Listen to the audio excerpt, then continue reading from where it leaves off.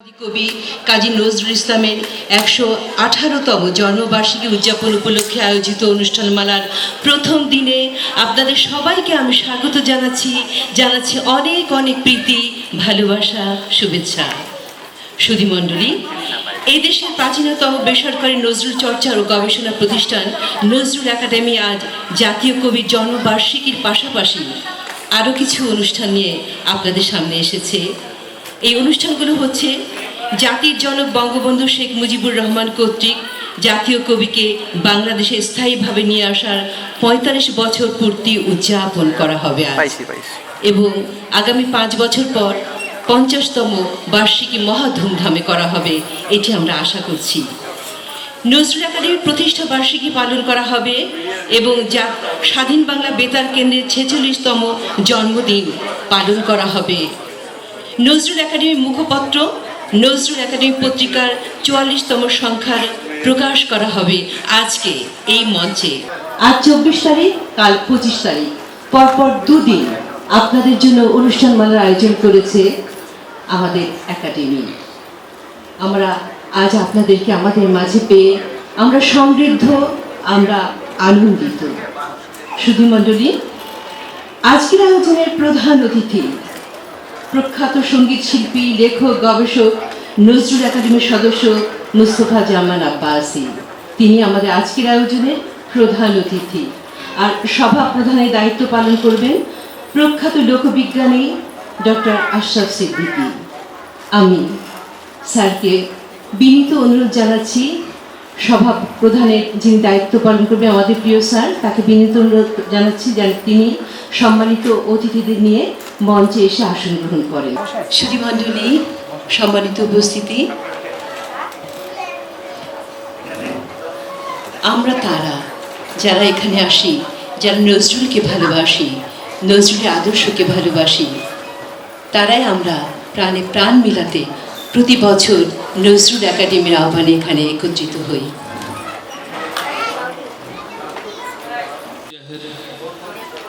تنزل الملائكة والروح فيها بإذن ربهم من كل أمر سلام هي حتى مطلع الفجر সদাকল্লাহুল আলিয়্যুল আযীম। জাতীয় কবি কাজী নজরুল ইসলাম রচিত কাব্য আমপারা থেকে সূরা কদর করছি। শুরু করিল এ শুভ নাম আল্লাহ, আদি অন্তহীন যিনি দয়া করুণার। করিয়াছি অবতীর্ণ কোরআন পূর্ণ সবে কদরে, জানবে কিসে সবে কদর কয় কারে। ধরা পড়ে হাজার মাসের চেয়েও বেশি কদর এই যে নিশীথের, এই যে রাতে ফেরেশতা আর জিবরাইল আলমের করতে সরঞ্জাম সকলই নেমে আসে ধরণী, উষার উদরত থাকে এই শান্ত পুত রজনী। আসসালামু আলাইকুম ওয়া রাহমাতুল্লাহি ওয়া বারাকাতুহু। এবারে আমি স্বাগত ভাষণ দেওয়ার জন্য তাকে অনুরোধ জানাচ্ছি, যার নেতৃত্বে, যার সাংগঠনিক তৎপরতায় আজ এই একাডেমি এতটা পথ সাহসের সাথে এগিয়ে আসতে পেরেছে, জনাব মিন্টু রহমান। তাকে আমি সবিনয় অনুরোধ জানাচ্ছি তার বক্তব্য রাখবার জন্য। তিনি সাধারণ সম্পাদক নজরুল একাডেমি। সভাপতি, আজকের প্রধান অতিথি আমার পরম শ্রদ্ধেয় ২১শে পদকপ্রাপ্ত ভাষা সৈনিক জনাব অধ্যাপক মোহাম্মদ আব্দুল গফুর, যিনি আজকে এই অনুষ্ঠানের মধ্যমণি, যাকে আমরা দীর্ঘদিন পরে হলেও আজকে সম্বর্ধনা দিতে পারছি। তার দীর্ঘ চলার পথে আমরা এক সাথে কাজ করেছি সত্যি, কিন্তু তাকে আমরা কোনো সম্মান সম্বর্ধনা জানাতে পারি না। এটা আমাদেরই একটা দন্যতা। আজকে সেই প্রথম থেকে তমদ্দুন মজলিস যারা করেছেন, বিখ্যাত ব্যক্তিরা যারা প্রথম ভাষা আন্দোলন করেছেন, সেই যোদ্ধা ভাষা সঙ্গী আজকে আমাদের মাঝে জীবন্ত কিংবদন্তি হয়ে আছেন। তাকে শ্রদ্ধার আয়োজন করেছি। একটি বিষয় অত্যন্ত গুরুত্বপূর্ণ, সেটা নজরুল একাডেমি আয়োজন করেছে। আমাদের জাতির জনক বঙ্গবন্ধু শেখ মুজিবুর রহমান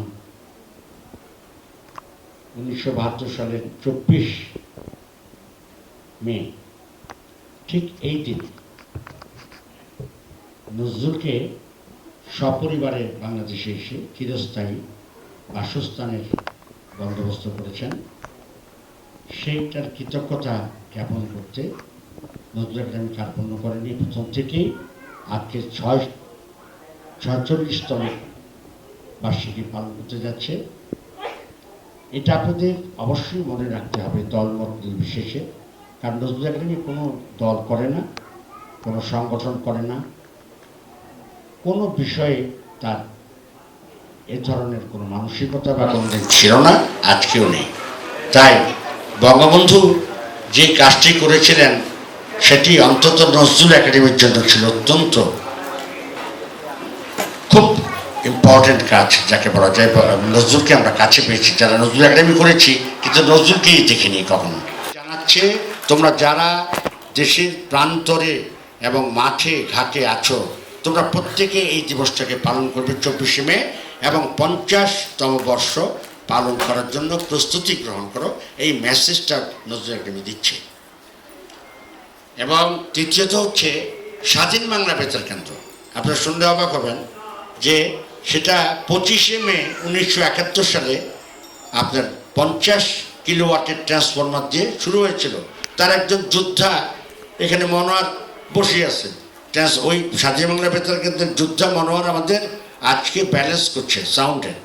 মনোয়ার সামনে বসে আছে, যে চোখে দেখেছে 25 মে 11ই জ্যৈষ্ঠ 1971 সালে রণাঙ্গনে যখন যুদ্ধ চলছে, আমরা যখন যুদ্ধ করছি, আমি যখন একজন মুক্তিযোদ্ধা, তখন আমার এই শব্দ সৈনিকরা মনোয়ার তখন ওই 50 কিলোওয়াটের ট্রান্সমিটার খুলে এটা চালু করেছে স্বাধীন বাংলা বেতার কেন্দ্র। কিন্তু সেটার দিকে আমাদের জাতির কোনো খেয়াল নাই। আপনারা লক্ষ্য করেছেন?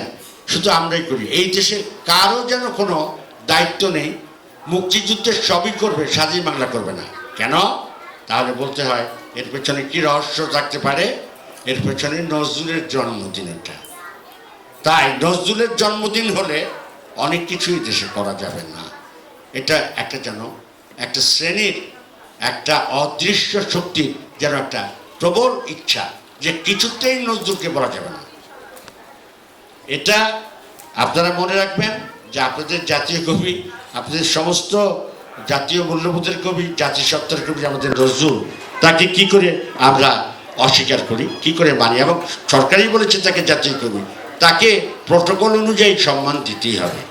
তৃতীয়ত নজরুল একাডেমি পালন করছে সর্বশেষ হচ্ছে আজকে আমাদের যে একটা মাত্র গবেষণা পত্রিকা বাংলাদেশে আছে, সেটা নজরুল একাডেমি পত্রিকা। এটা কবি তালিম হোসেন প্রতিষ্ঠার লগ্ন থেকে চালিয়ে যাচ্ছেন, কিন্তু এটা থেমে থাকেনি। হ্যাঁ, এটা থেমেছে যে প্রতি সংখ্যা মাসে এটা বের হতো, 3 মাসে একটা, 2 মাসে, অর্থাৎ আমরা 4টা বের করতাম।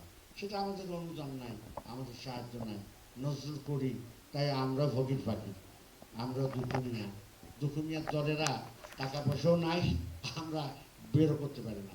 অনেক ধার কর্য করে এই যে ইসলামিক ব্যাংক সাহায্য করেছে, যার এই এই এই ইয়েতে সৌজন্যে আমাদের অনুষ্ঠানটা হতে পারছে। তাই এরকম দান খয়রাত নিয়ে আমরা চলি। তাই তার পক্ষে এখন একটা সংখ্যার জন্মদিনে আমরা প্রকাশ করি।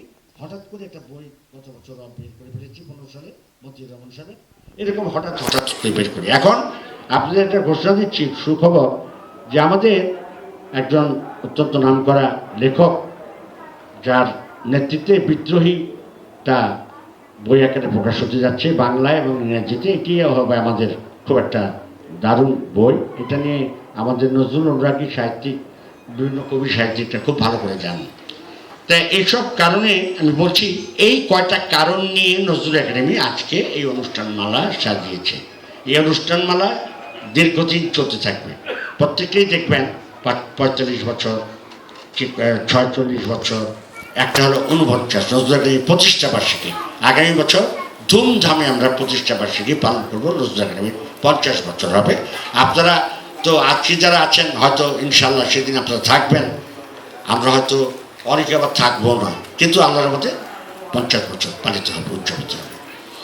যে জন খুঁজি পারি আমি আপনায়, আমি শুনি যেন তার চরণের ধ্বনি আমার ইতিহাসী বাসনায়। নজরুল আপনজনের কাছে কি চেয়েছিল?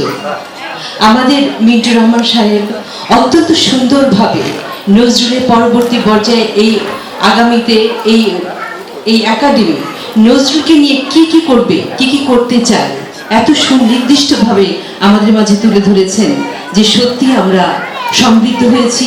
আমরা অনেক তথ্য জেনেছি, অনেক অজানা বিষয় জেনেছি।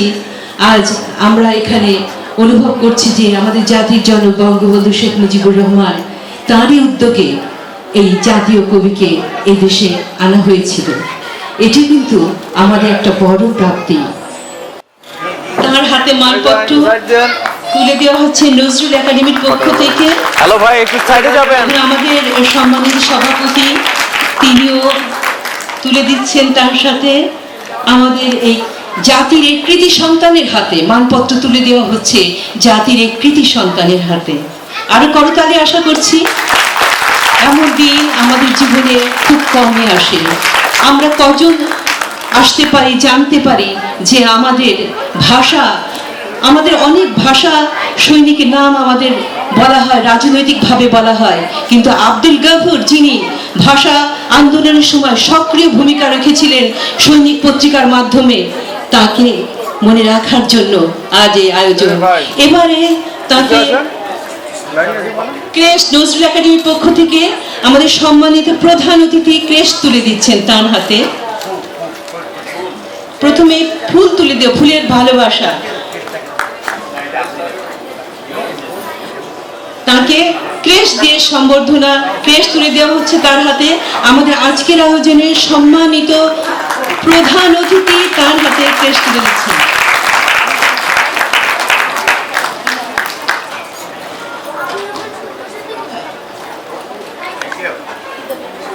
এবং একাডেমির পক্ষ থেকে কৃতি সন্তানের হাতে ফুলের ভালোবাসা তুলে দিবেন জনাব হান্নান ও রেজামতিন।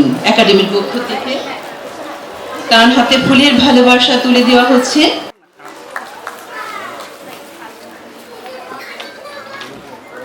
জোরে করতালি।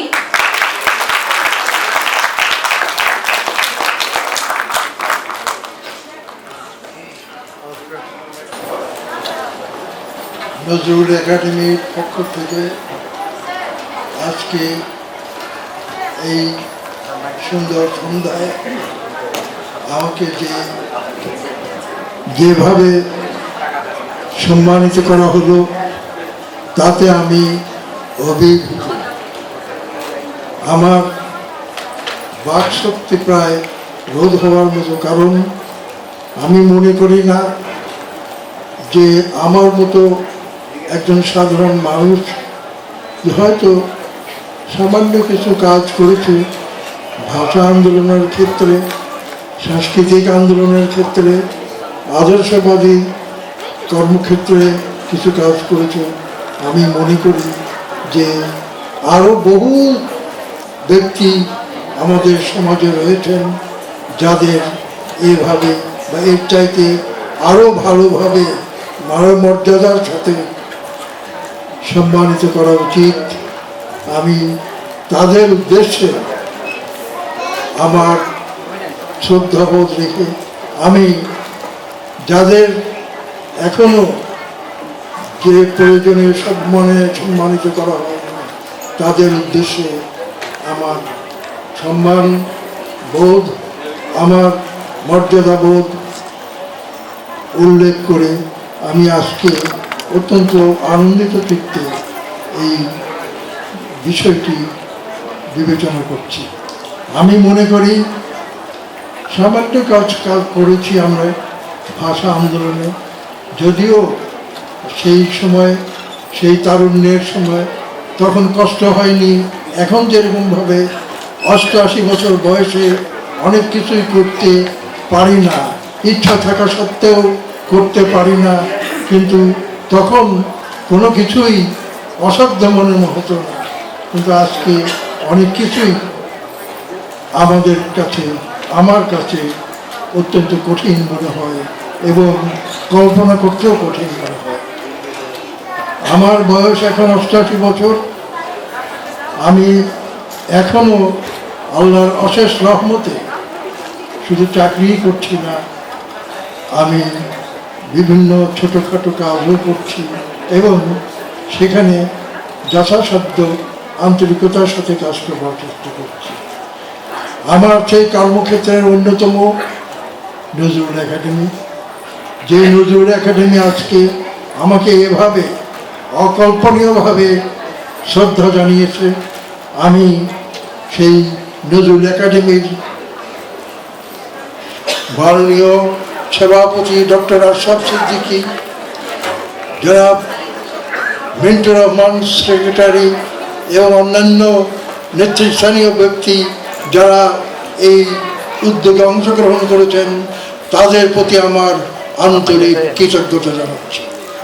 আজ এখানে বিশেষভাবে আমার পাশে দাঁড়িয়ে আমার অত্যন্ত শ্রদ্ধেয় বন্ধু মুশফিকুজ্জামান আব্বাসী আমাকে যেরকমভাবে উৎসাহিত করেছেন, আমাকে বিভিন্নভাবে সম্মানিত করেছেন, আমি তার কাছে গভীর কৃতজ্ঞতা জানাচ্ছি। এখানে যারা উপস্থিত হয়েছেন, যারা উপস্থিত হয়ে আমার এই অপ্রাপ্য সম্মাননা বোধ অনুষ্ঠানকে সার্থক করে তুলেছেন, তাদেরকেও আমি আমার কৃতজ্ঞতা জানাচ্ছি। আমি এসব সম্মানের যোগ্য না, এটা আমি অত্যন্ত নিরুদ্বেগে আমি এটা প্রকাশ করছি, কিন্তু তবু আপনাদের ভালোবাসা, আপনাদের যে বোধ, সেই বোধের কারণে আমি তৃপ্ত বোধ করছি এই জন্য যে আমি যা না তা যদিও আপনারা মনে করেন, সেটা মনে করাটাকে বাস্তবে যদি রূপায়িত করতে পারি, সেই দোয়া আপনারা আমার জন্য করবেন। এই কথাটুকু বলে আপনারা আমার প্রতি যে সম্মান দেখিয়েছেন, এই সম্মানের যোগ্য যদি প্রকৃতপক্ষে আমি হতে পারি, সেই জন্য আপনারা সকলেই আল্লাহর কাছে প্রার্থনা করবেন। আর আমার বয়সটা এখন আগেই বলেছে 88 বছর, আর সাধারণত আশা করা যায় যে বেশি দিন আমার হয়তো জীবন নেই। এখন পরকালের চিন্তা সারাক্ষণ আমাকে ভাবিয়ে রাখে। আমি সেই পরকালের জন্য আল্লাহর কাছে যে দাঁড়াবো, যে বুক নিয়ে, সেটা আমি তৈরি হতে পারিনি, এটা অম্লান বদনে স্বীকার করি। এবং সেই যোগ্যতা আল্লাহ যাতে মেহেরবানি করে আমার ভিতরে পয়দা করে দেন, সেই দোয়া আপনাদের কাছে চাচ্ছি। সেই দোয়া আপনারা যদি করেন, তাতেই আমি অধিক প্রাপ্তি আমি পাবো বলে আমি মনে করি। আমার কাছে সেই দোয়ার মূল্য আরও অনেক বেশি। আমার যা অযোগ্যতা, অক্ষমতা, ব্যর্থতা, কলুষতা, সমস্ত কিছুর ঊর্ধ্বে আমি যা হতে চাই, যা হওয়া আমার জন্য প্রয়োজন ছিল, সেটা যাতে আমি হতে পারি, সেটা এবং শেষকালে মৃত্যুর মুখে যখন আমি আল্লাহর নাম মুখে নিয়ে মৃত্যুবরণ করতে পারি এবং পরবর্তীকালে আল্লাহ মেহেরবানি করে যাতে আমার জীবনের সমস্ত পাপ, তার আমার সেই গুনাহগার সমস্ত কিছু মাফ করে দেন, সেই জন্য আপনাদের কাছে আন্তরিক দোয়া প্রার্থনা করে আমার বক্তব্য এখানেই শেষ করছি এবং আমার পক্ষ থেকে আপনাদের কাছে আন্তরিক কৃতজ্ঞতা জ্ঞাপন করছি। আসসালামু আলাইকুম।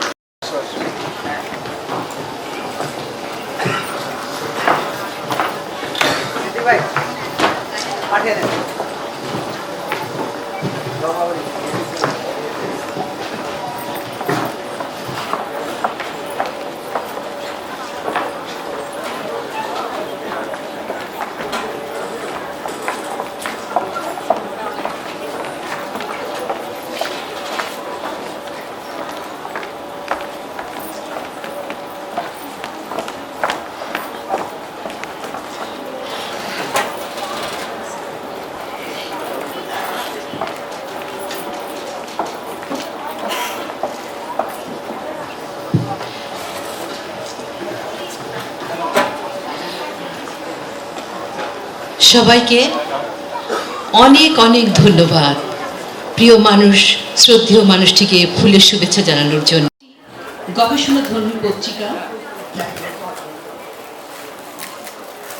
নজরুলের সাহিত্য ও সাংস্কৃতিক জীবনের সবগুলো দিক প্রতি বছরই নানাভাবে কভার করা হয় এই পত্রিকার মাধ্যমে।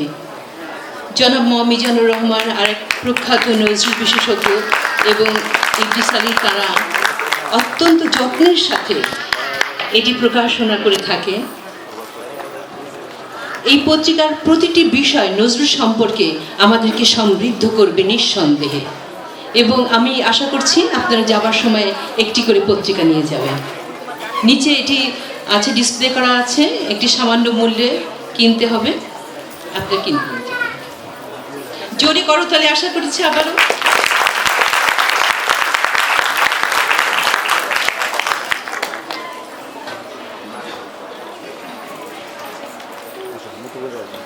বাংলাদেশের সঙ্গে আমি বহুদিন থেকে জড়িত আছি, 20 বছরের কম না। প্রফেসর আব্দুল গফুর আমাদের প্রাণ পুরুষ, তমুদ্দুন মজলিসের হার্ট আর কি। উনি আমাদের অভিভাবক, এবং আমাদের একটা অভিভাবক কমিটি আছে যার উনি সভাপতি। তিনি বহুমুখী প্রতিভার অধিকারী, যেগুলা এই অল্প সময়ে আমি বর্ণনা করতে পারবো না।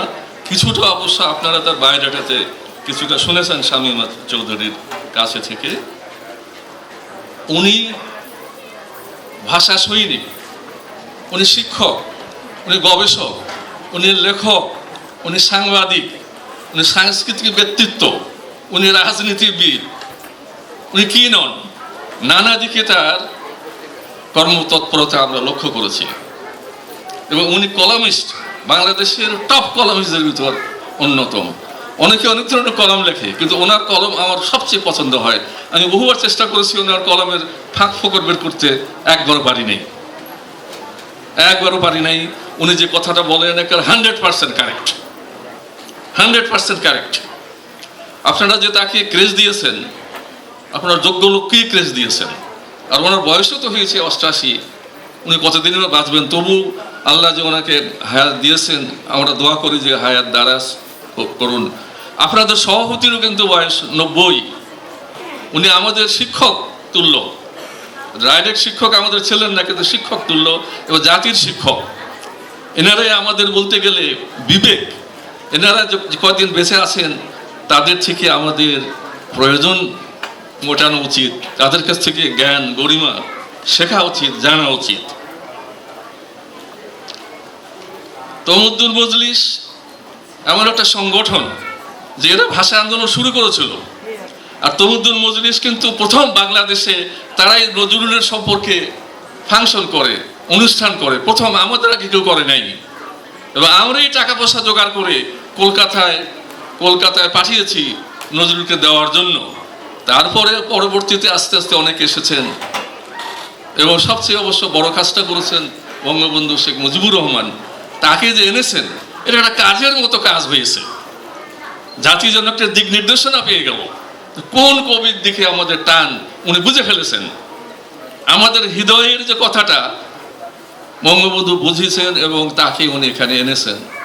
এবং আনার পরে উনি যেদিন আনলেন, সেদিনই বিকালে প্রেসিডেন্ট সহ উনি সেই কবি ভবনে, সেই পুরান 28 নম্বর ধানমন্ডিতে যান, কবির সঙ্গে সাক্ষাৎ করেন।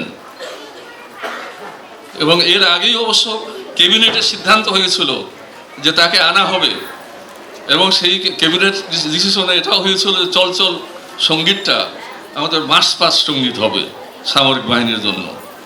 যাই হোক, কবি আসলেন, কবি বেশ হাসি খুশি ছিলেন, কিন্তু এরপরে ইন্দিরা গান্ধী কিন্তু বারে বারে ফোন করতেছিলেন বঙ্গবন্ধুর কাছে, ফেরত পাঠান। উমা কাজীকে বলা হলো, বঙ্গবন্ধুই বললেন, উমা কাজী বললেন যে এই কাজটা করবেন না, কবি এখানে হাসি খুশি আছে বড় জায়গায়, ওনাকে সবসময় এখন লাভলি ফেস দেখা যাচ্ছে, কলকাতায় গেলে ওই 2 কামরার বাড়িতে থাকলে উনি শেষ হয়ে যাবেন। বঙ্গবন্ধু বললেন যে ঠিক আছে, আমি এটার বন্দোবস্ত করতেছি, আজ থেকে আমি যুদ্ধ শুরু করলাম যাতে তাকে না পাঠানো হয়। এরপরে মৌলানা ভাসানী সাহেবও 28 নম্বরে যান এবং তিনিও সাংবাদিক সম্মেলনে বললেন কবিকে যেন পাঠানো না হয়, এখানে রাখা হয়। এরপরে আপনারা জানেন যে শহীদ জিয়াউর রহমানের সময়, জিয়াউর রহমান যখন বেঁচে ছিলেন তখন কবি মারা গেলেন এবং জিয়াউর রহমান যে কাজটা করেছেন আর একটা অভাবনীয় কাণ্ড করলেন, তিনি সঙ্গে সঙ্গে কবর দিলেন এবং কবির যে কামনা সেটাই বাস্তবায়ন হলো যে কবরের পাশে তাকে কবর দিতে হবে। সেটাই হলো। কলকাতায় কবর দিলে বা চুরুলিয়া কবর দিলে কি হতো? কলকাতায় বা পশ্চিমবঙ্গে কি কবিকে এইভাবে দেখানো হয়? আমাদের যে এতগুলো চ্যানেল, আর কলকাতাও তো অনেকগুলো চ্যানেল ইন্ডিয়ার, আমি সেদিন লক্ষ্য করেছি বেশ কয়েকবার যে কীরকম কোন প্রোগ্রাম দেখানো হয়।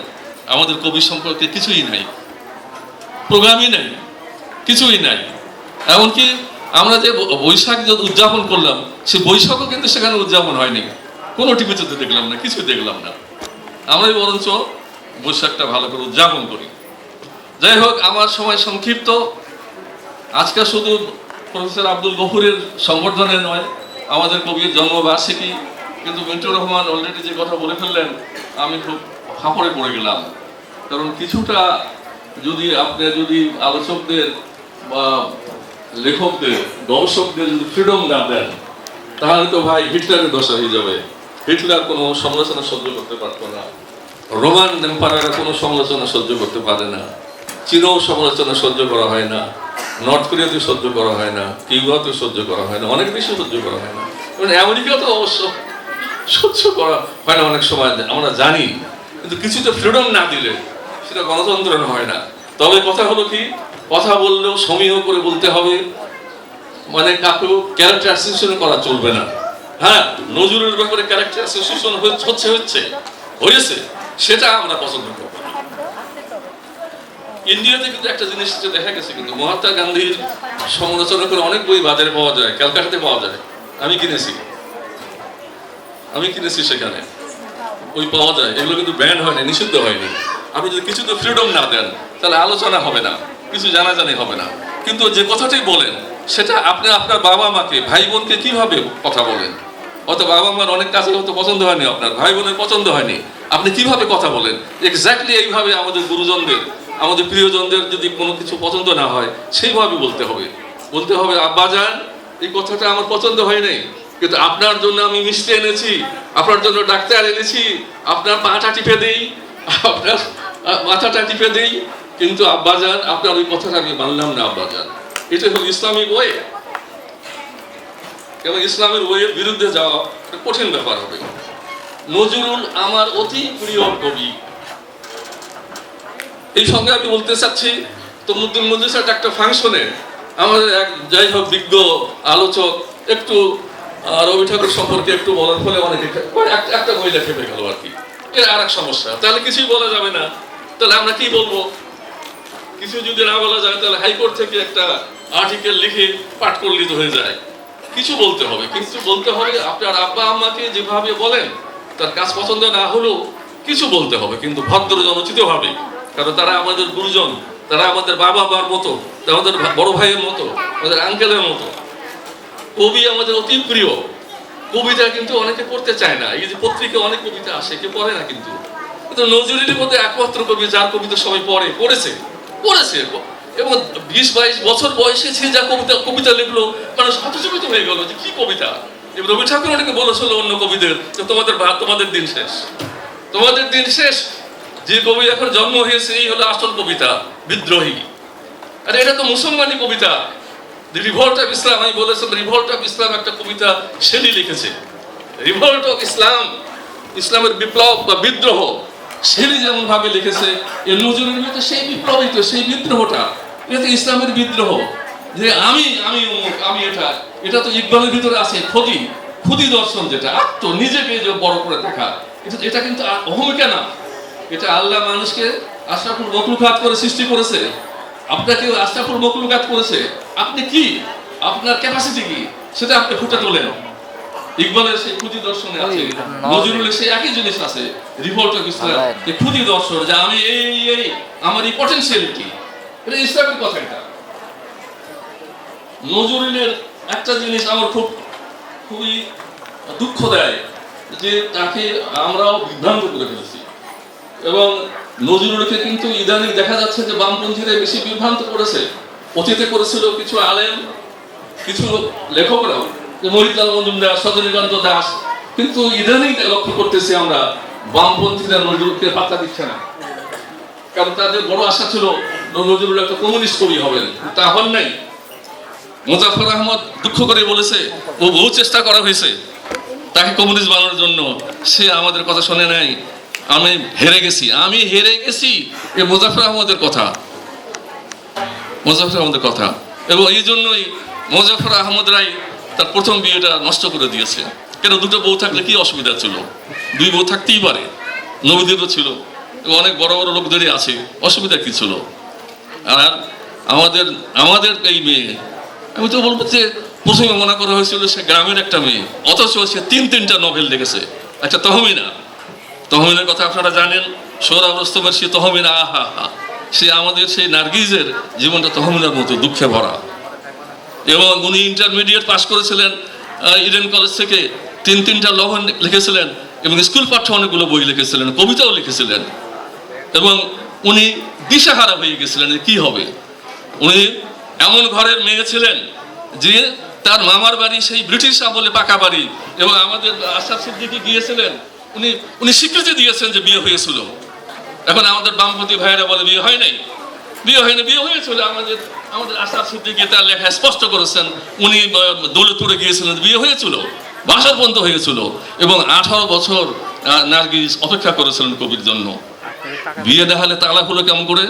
18 বছর পরে যখন দেখলো কবি আর নিল না, তালাকনামা সাইন করে নিয়ে এসে তাকে আরেকজনের সঙ্গে বিয়ে দেওয়া হয়। আর তার ছেলে মেয়েরা একটা তো ডাক্তার হয়ে ম্যানচেস্টারে ডাক্তারি করেছিল, আর মেয়ে সে ঢাকা কলেজের প্রফেসর ছিল ডক্টর আলাউদ্দিনের সঙ্গে। পরে সে চলে যায় কানাডায়, ঘরের বাচ্চা পয়দা হয়েছে। কাছাকাছি আমাদের সেই প্রথম বধূই বলবো, কারণ 18 বছর পর্যন্ত তার তালাক হয় নাই। হয়তো সংসার করতে পারেন নাই 18 বছর নার্গিস, কিন্তু বধূ ঠিকই ছিলেন আইনত, আইনের চোখে।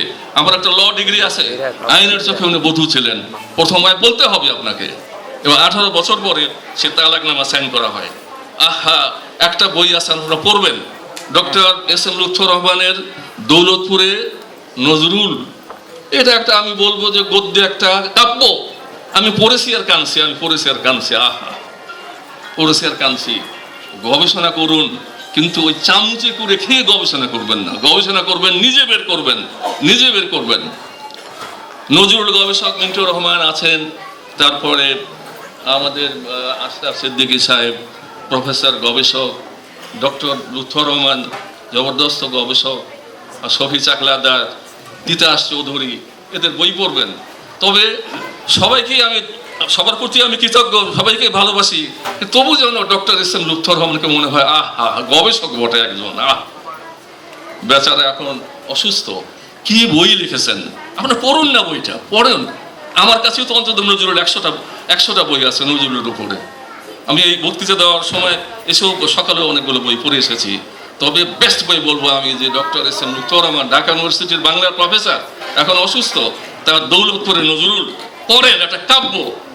পড়লে আপনার চোখ দিয়ে পানি পড়বে। আমি লম্বা করতে চাই না, কারণ আমাদের আচ্ছা, আর একটা কথা বলা হচ্ছে যাদের বিয়ে হয় নাই, এটা কি কবিতা, এদের গান, কবি লিখছে তার হাতের লেখা। সেই মিঠে সুরে মাঠের বাঁশরি বাজে, নিঝুম নিশীতে ব্যথিত বুকের মাঝে ডট ডট ডট, তবু মাঝে মাঝে আশা জাগে যেন আমি ভুলিয়াছি ভোলেনি সে যেন গোমতীর তীরে পাতার কুঠিরে সে আজও পথ চাহে সাজে। এটা কি বিহারিতে কবিতা কেন কবি লিখলেন? ডক্টর ইসলাম লুৎফর রহমান বলছেন যে আমিও ভুলিয়াছি। লুৎফর রহমান বলেন কবি বলেন নাই, কেন বলেন নাই এখন বের করুন। আমি লম্বা করতে চাই না, কারণ সময় সংকীর্ণ। এমনি 2 ঘন্টা বক্তৃতা দেওয়ার অভ্যাস আমার আছে, তবে আজকে বলতে পারছি না। আল্লাহ হাফেজ। আব্বাসুদ্দিন আহমেদ নজরুলের বন্ধু ছিলেন এবং তিনি প্রথম ইসলামী গান গিয়েছেন, যেটা নজরুলকে উনি বলেছেন যে এই যে এত শ্যামা সঙ্গীত এত গান লিখছেন, কাজীদা একটু ইসলামিক গান লিখলে ভালো হতো, তারপর তিনি লিখেছিলেন। আজকে সেই রক্ত নজরুলের সঙ্গে যার সবচেয়ে বেশি সম্পর্ক, যার গানে ওমন রমজানেরই রোজার শেষে এলো খুশির ঈদ বললে সমস্ত মুসলমান জাতি জেগেছিল, মুসলিম রেনেসে এসেছিল, সেই রক্ত এখন বেঁচে আছে। কয়েকদিন পরে থাকবে কিনা আল্লাহ পাক জানেন। তাই তাকে আপনি একটা বিশাল করতালি দিয়ে অভিবাদন জানান যে আমাদের মঞ্চে এসেছে, এবং আব্বাস এবার জন্য দোয়া করবেন যেন তিনি ভালো থাকেন এবং আমাদের মাঝে উনি আমাদের কথা বলতে পারেন। নজরুল সম্পর্কে 2টা কথা বললে প্রাণটা ভরে যায়। আমার আব্বাসী ভাই।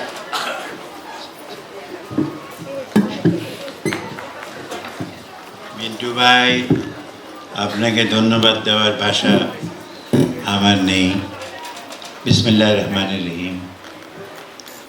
আজকে এসে আমার মনটা ভরে গেল, তার কারণ আমরা এমন একজন ব্যক্তিকে আজকে শ্রদ্ধা জানাতে পেরেছি, যাকে শ্রদ্ধা জানানোর কথা সমস্ত জাতি, তাকে আমরা এই একঘর লোক, হয়তো আমরা সংখ্যায় কম হতে পারি, কিন্তু আমি মনে করি যে আমরা সেই নজরুলের বিশ্বস্ত কয়েকজন সৈনিকদের একজন এখানে জমাবদ্ধ হয়েছি। এবং আমরা আব্দুল গফুর সাহেবকে যেভাবে আজকে স্মরণ করেছি, তিনি নিশ্চয়ই জানবেন যে তাকে আমরা কতখানি ভালোবাসি। কাজেই সেটা দিয়ে শুরু করলাম। এবং আমার একজন বোন একটু আগে বলল যে আব্বাসী ভাই, আপনাকে দেখলেই আমার কবিতা পড়তে ইচ্ছে করে।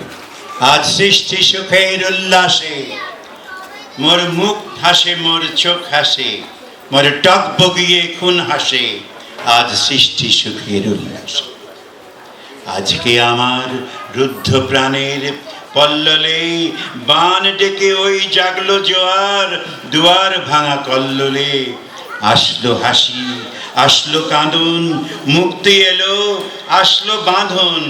মুখ ফুটে আজ বুক ফাটে মোর, তিক্ত দুঃখের দুঃখ হাসে, ওই রিক্ত বুকের দুঃখ হাসে, আজ সৃষ্টি সুখের উল্লাসে।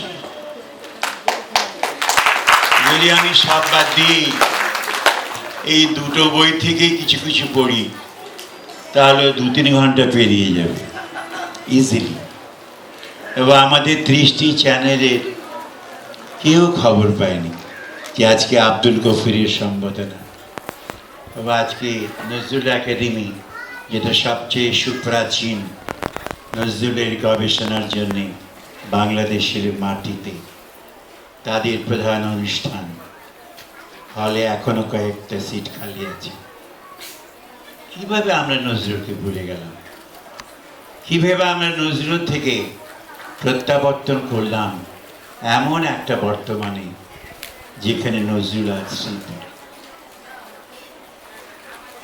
বলার শুধু এইটুকু ছিল যে তাকে আমরা সবাই ভালোবাসি। নতুন যারা, নতুন প্রজন্মের, তাদের সঙ্গে নজরুলের ভাব করিয়ে দিন। আপনাদের ভাবটাও খুব তেমন গাঢ় হয়নি। নজরুলের সর্বশ্রেষ্ঠ কবিতা হচ্ছে রসুলের প্রতি তার অনুরাগ। এখানে যিনি বক্তৃতা দিলেন তমদ্দুদ মজলিস শরীফ, উনি হয়তো আমার বইটা পাননি, এটা আমারই গাফিলতি হবে। Kazi Nazrul Islam man and poet, 500 পৃষ্ঠার একটি বই লিখেছি আমি ইংরেজি ভাষায়। সেটি ছাপিয়েছে একটি বিশ্ববিদ্যালয়, তার নাম হলো ইন্ডিপেন্ডেন্ট ইউনিভার্সিটি। দাম একটু বেশি, 800 টাকা। এবং সেটা পৃথিবীতে যেখানে যে বাংলা ভাষায় পঠিত হয় সবগুলো ইউনিভার্সিটিতে সেখানে পাঠানো হয়েছে। এবং যে সমস্ত সাবজেক্ট চয়েস করা হয়েছে, যেমন Nazrul's prophetic love, how much he loved the prophet, I have been able to pinpoint all those poems written by him and the songs sung by my late father and also sung by me over 50 years on TV. এই গানগুলো বাবা গেয়েছে, সেগুলো তো আমিও তো গেয়েছি, নাকি gynae? Ferdousi তো গেয়েছে না গায়নি? নাশিদ কামাল গেয়েছে না গায়নি? সামিরা আব্বাসী গেয়েছে না গায়নি? শর্মিনী আব্বাসী গেয়েছে না গায়নি?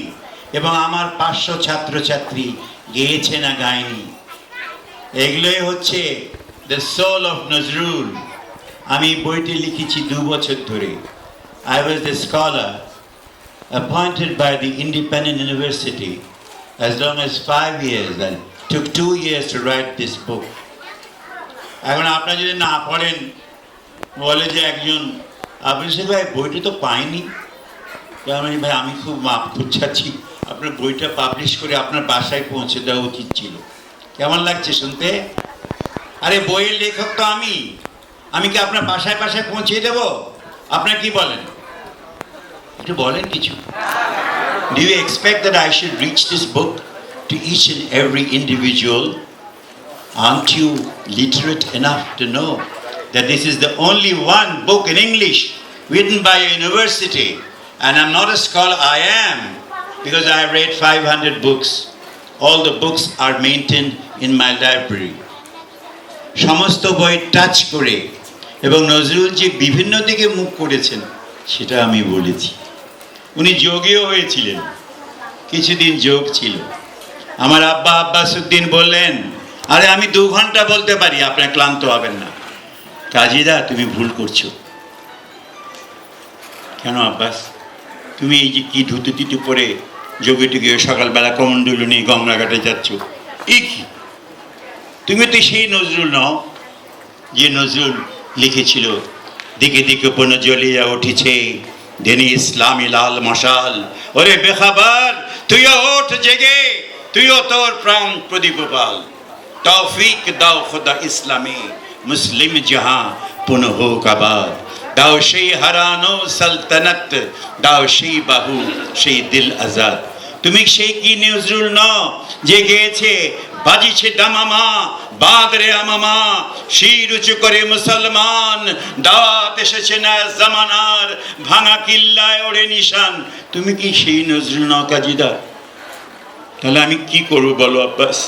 নজরুল কাঁদছেন, বলে তুমি আমার পীর সাহেবের কাছে চলো, ওই বুলবুল মারা গেছে এই নিয়ে তার মাথা খারাপ।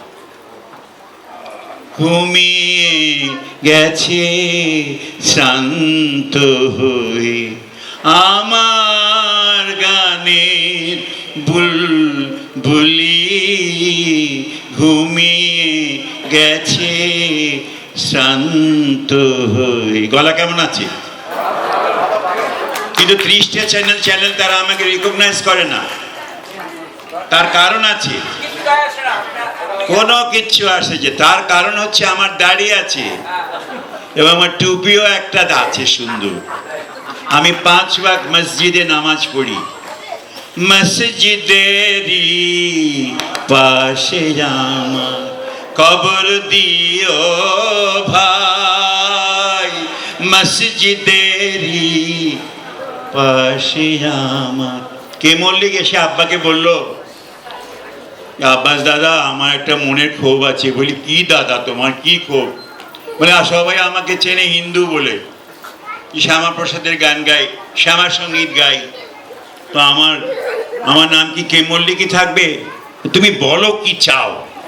বলে তুমি গিয়ে একটু নজরুলকে ধরো যেন আমার জন্য 2-4টা গান লিখে দেয়। এবং তার নাম হলো কাসেম মল্লিক। কে মল্লিক না, তার স্বনামে কাসেম মল্লিক। এবং এই গানটি তার গাওয়া, মসজিদেরও পাশে আমার কবর দিও ভাই। এরকম আরো 10-12টা গান। এবং কাসেম মল্লিক ছিলেন আমার আব্বার সিনিয়র, অনেকে জানে না, এটা নিয়ে তর্ক করে লাভ নেই। যখন প্রথম গানের লাইনে এলেন তখন উনি বললেন, আব্বার প্রথম গান শোনেন, খুব মজা পাবে। এই ছেলেবেলা বেশি কান্নাকাটি করো না, তোমার জন্য চকলেট আমার পকেটে আছে। ওইটা দেন তো ভাই, চকলেটটা আমার পকেটে আছে। সত্যি ওই গানটা ছিল, এই কথায় কথায় আমি কথা একটু ভুলে যাই। কে মল্লিক বললো যে শ্যামা গান সবসময় গাচ্ছি, আমার লোকে জানে আমি কে মল্লিক, কিন্তু আমি তো কাশেম মল্লিক। তা তো ঠিকই, তুমি কাশেম মল্লিক, ধুতি টুতি পরে, আমার আব্বাও ধুতি পরতেন, এতে কোনো লজ্জার কিছু নেই। ধুতি পরলে কি আছে, অসুবিধা নেই, আমাকে ধুতি পরিয়ে দেন, আমাকেও সুন্দর লাগবে, উত্তম কুমারের মতো লাগতে পারে। আচ্ছা, যেটা বলছি, তখন আব্বা গিয়ে ধরলেন কে মল্লিককে, এই কে মল্লিকের কথা গিয়ে বললেন, কাজীদা, কাজীদা ও তো খুব ভালো গান করে। ও, ওনার প্রোনাউন্সিয়েশন ঠিক করে দিয়েছিলেন এই কে মল্লিক। আব্বার প্রথম গানটা কি কেউ বলতে পারবেন? 10 টাকা পাবেন। কোন বিরোহীর নয়ন জলে বাদল ঝরে গো, প্রেম সঙ্গীত। কোন বিরোহীর নয়ন জলে, লাইত ভঙ্গি। কোন বিরোহীর নয়ন জলে বাদল ঝরে গো। কে মল্লিক এসে বললো, আজকে রেকর্ডিং হবে না। বলে কেন? বলে ওর উচ্চারণে দোষ আছে, পরশু হবে। তো জাতের টান, তো এই জন্যে জাতের টান। উনি তো আব্বা বুঝতে পারেনি জাতের টান মানে কি। জাতের টান মানে উনি তো মুসলমান ছিলেন। কে মল্লিক তো লোকে বুঝতে পারে না হিন্দু না মুসলমান। কাজী আব্বাসউদ্দিনের চেয়ে সিনিয়র হচ্ছে কে মল্লিক, এটা মনে রাখতে হবে। কিন্তু বাংলার আকাশ বাতাসে সেদিন মন্দ্রিত হয়েছিল কাজী নজরুল ইসলাম এবং আব্বাসউদ্দিনের নাম। যখন প্রথম আব্বা বলতেন নজরুলকে, আব্বা কাজীদা, এই যে হিন্দুদের যখন বিভিন্ন উৎসব হয়, দুর্গা পূজা হয়, কালী পূজা হয়, লক্ষ্মী পূজা হয়, সরস্বতী পূজা হয়, কত পূজা হয়, 12 মাসে 13 পার্বণ হিন্দুদের হয়। কই আমাদের মুসলমানদের তো মাত্র একটা ঈদের দিন। তুমি 2-1টা গান লেখো না প্লিজ, তাহলে আমাদের মুসলমানরা একটু আত্মজাগরণ হবে। উনি না না আব্বা, সেগুলো হবে না, ওই ভগবতী ব্যানার্জিকে বলো কি। উনি হচ্ছেন রেকর্ডিং কোম্পানির ম্যানেজার। আব্বা গেলেন ভগবতী ব্যানার্জির কাছে। ভগবতী বাবু, আমরা তো বাংলাদেশের, আমরা তো 63% Muslims. The entire Bengal, think of the map, we are 63%. ওরা আমাদের চেয়ে কম। তো বললো যে না আব্বাস, এটা হবে না, এগুলো বাজে, এগুলো হবে না, এই বিক্রি হবে না একটা। তারপরে আমার আব্বা ভীষণ চালাক, প্রায় আমার মতনই।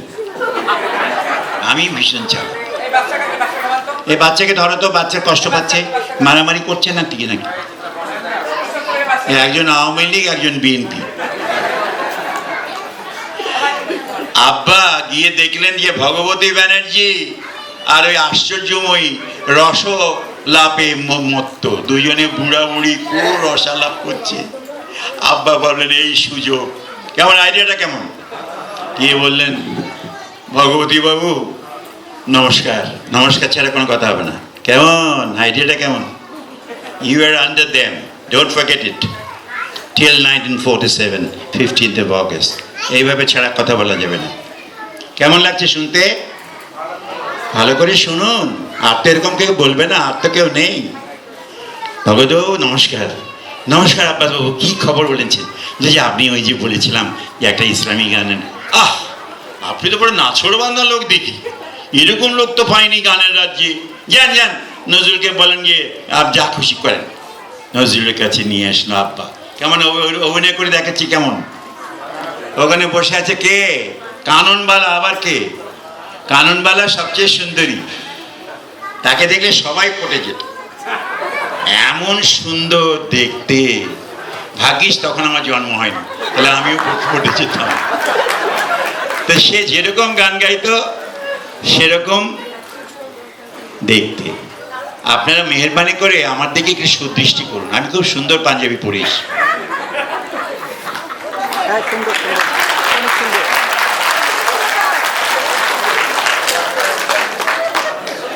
মুনির চৌধুরী, কে বলেছে?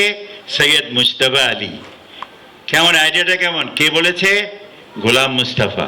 তার নাতনি এখানে বসা। নাতনিকে একটা হাততালি দেন জোরে। এখন গানটা গেয়ে আমি চলে যাচ্ছি। আমি বাংলা একাডেমিতে বহু বছর ধরে বিকেলবেলা যেতাম একটি মেয়ের খোঁজে। শুনুন এবার, খুব মজার। সে মেয়েটা কিরকম দেখতে? কুঁচ বরণ কন্যা রে তার মেঘ বরণ কেশ। কুঁচ বরণ হতে হবে আর হতে হবে মেঘ বরণ কেশ। আমায় নিয়ে যাও রে নদী সেই সে কন্যার দেশ, কুঁচ বরণ কন্যা রে তার মেঘ বরণ। একজনের সঙ্গে দেখা পাইনি, কারো কুঁচ বরণ কন্যা সে নয়, মেঘ বরণ কেশ যার, তার সঙ্গে দেখা হয়নি। এবং সেরকম মেয়ের খোঁজে এখনো আমি আছি। নজরুলও ছিলেন। কেমন লাগছে শুনতে? আব্বাসুদ্দিনও ছিলেন, তার ছেলে, সেও সেই মেয়ের খোঁজে। কুঁচ বরণ কন্যা রে তার মেঘ বরণ কেশ, ওরে আমায় নিয়ে যাও রে নদী সেই সে কন্যার দেশ রে, কুঁচ বরণ কন্যা রে। উছলে পড়ে চাঁদের কিরণ নিটোল তারি গায়ে, উছলে পড়ে চাঁদের কিরণ নিটোল তারি গায়ে, ওরে সন্ধ্যা সকাল আসে তারি আলতা হতে পায়ে রে, ওরে সন্ধ্যা সকাল আসে তারি আলতা হতে পায়ে রে। আমি তারি লাগি বিবাগি ভাই, আমি তারি লাগি বিবাগি ভাই, আমার চিরপথিক বেশ রে, কুঁচ বরণ কন্যা রে। তারপর যেন কি ছিল? ও পরনে তার মেঘ। ভেবে দেখুন নজরুল কিরকম চয়েস করে শাড়িটা কিনেছে। পরনে তার মেঘ ডম্বুর উদয় তারার শাড়ি, ওরে রূপ নিয়ে তার চাঁদ শুরু যে করে কাড়া কাড়ি রে, ওরে রূপ নিয়ে তার চাঁদ শুরু যে করে কাড়া কাড়ি রে।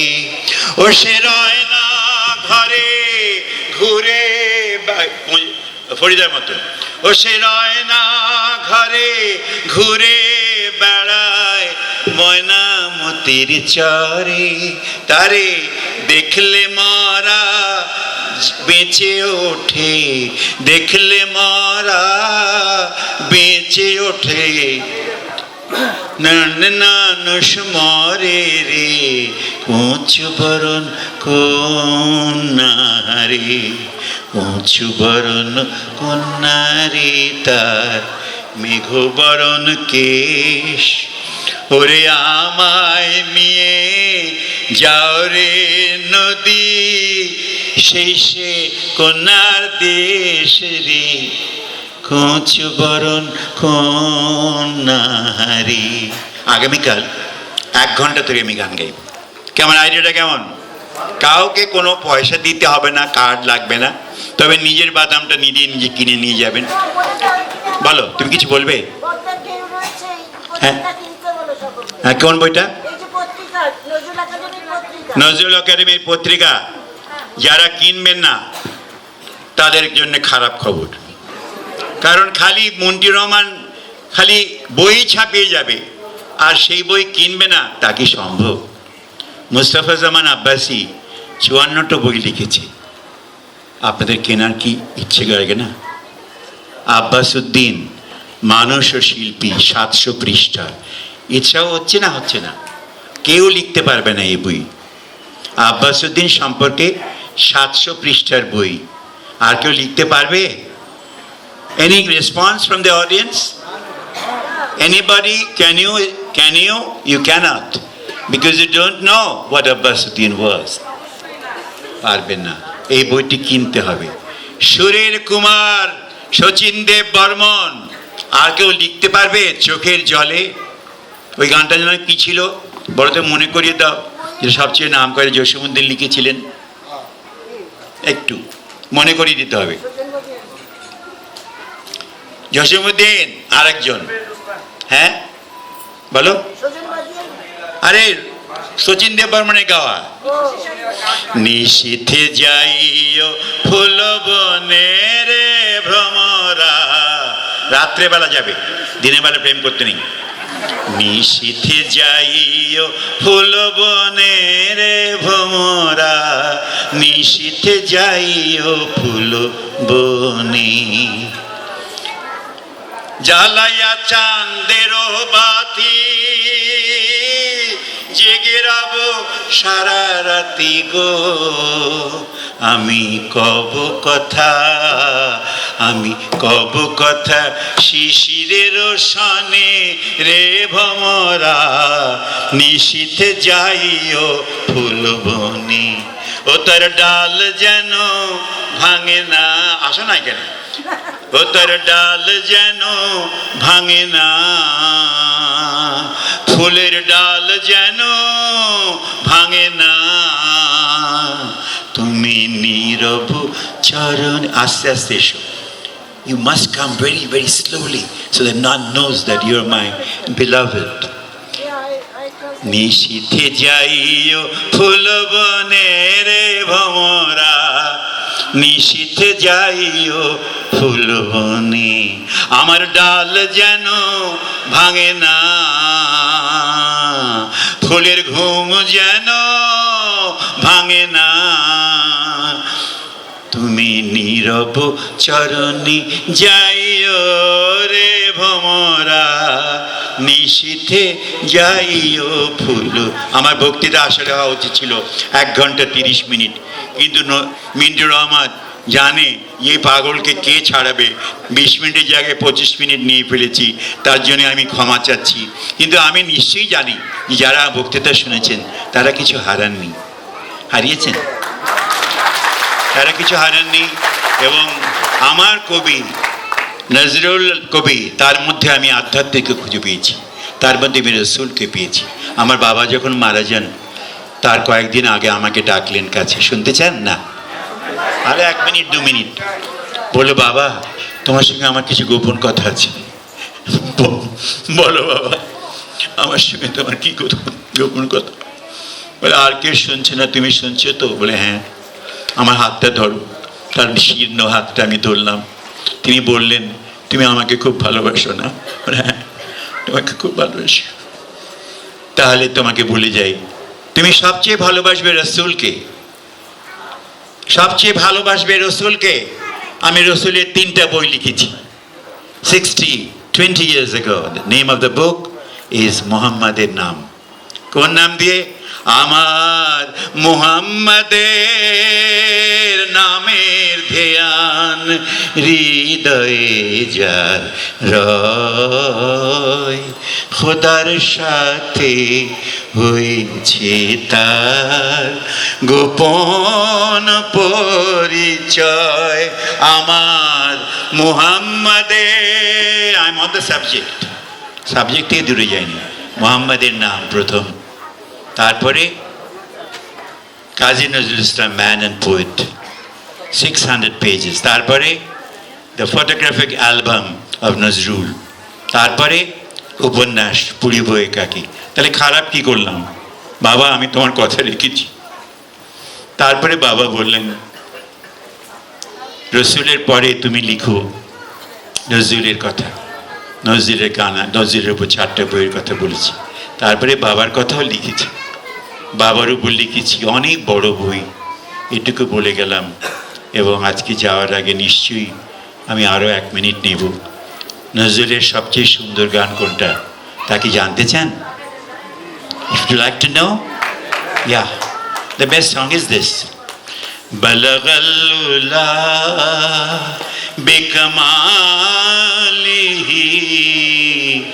kashafat duja bijamalihi hasunat jamiu hisalihi. বলা খারাপ আছে? তাহলে ওরা ডাকে না কেন?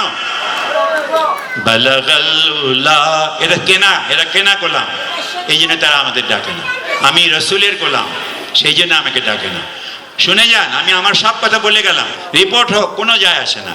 বালাগাল উলা, এটা নজরুলের বেস্ট গান। বালাগাল উলা বিকামালিহি কশফত দুজা বিজমালিহি হাসুনাত জামিউ ইসা, মাইক লাগে না।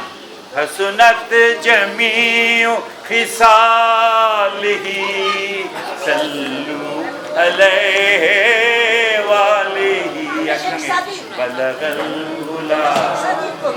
এখানে হচ্ছে সবচেয়ে লেখাপড়া জানা হচ্ছে ফরিদা, সে ঠিক জানে এটা শেখ সাদি রহমতুল্লাহ আলাইহির লেখা। এবং তারপরে আসছি ফরিদা, তুমি আমাকে এত বোকা পাওনি। কুল মখলুক গাহে হযরত বালাগাল উলা বিকামালিহি কুল মখলুক গাহে হযরত বালাগাল উলা বিকামালিহি।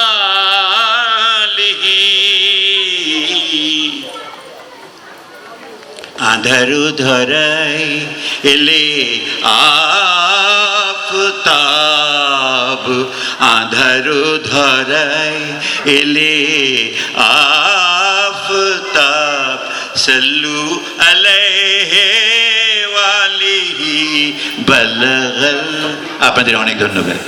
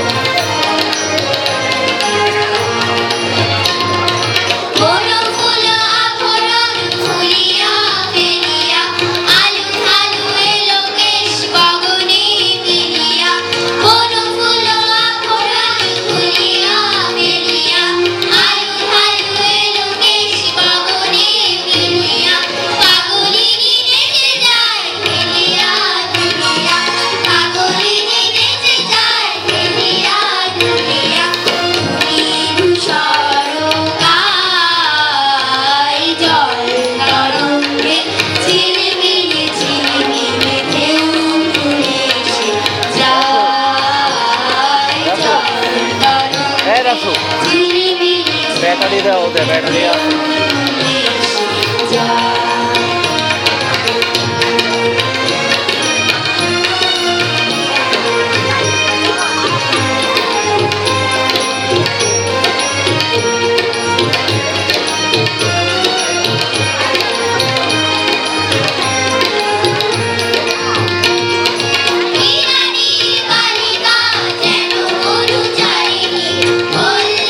প্রান্তর কোনো কোনো হারিণী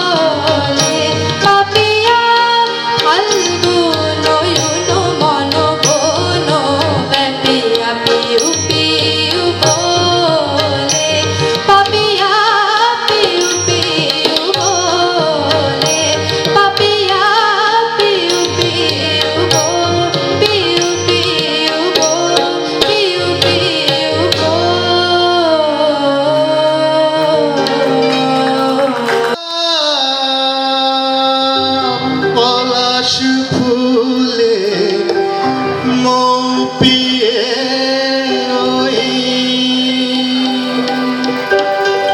পলাশ ফুলের মৌ পিয়ে ওই বউ কথা কও উঠলো ডেকে শীত দিয়ে যায় উদাস হাওয়া শীত দিয়ে যায় উদাস হাওয়া নেবু ফুলে আদর মেখে পলাশ ফুলে মৌ পিয়ে ওই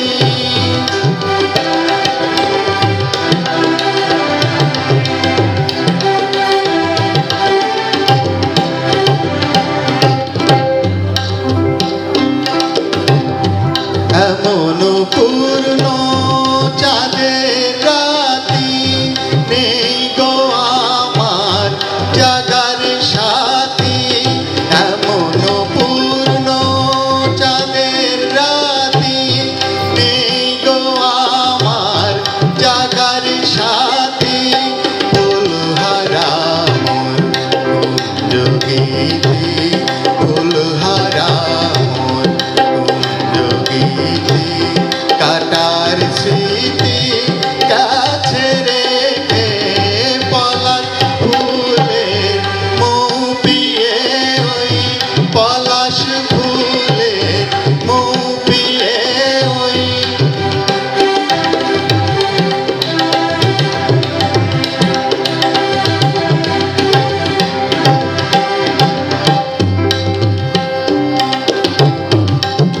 শূন্য মনে এক লাগুনি কান্না হাসি পান্না চুনি শূন্য মনে এক লাগুনি কান্না হাসি পান্না চুনি বিদায় বেলার পাশে শুনি বিদায় বেলার পাশে শুনি আসছে ও পার থেকে পলাশ ফুলে মৌ পিয়ে ওই পলাশ ফুলে মৌ পিয়ে ওই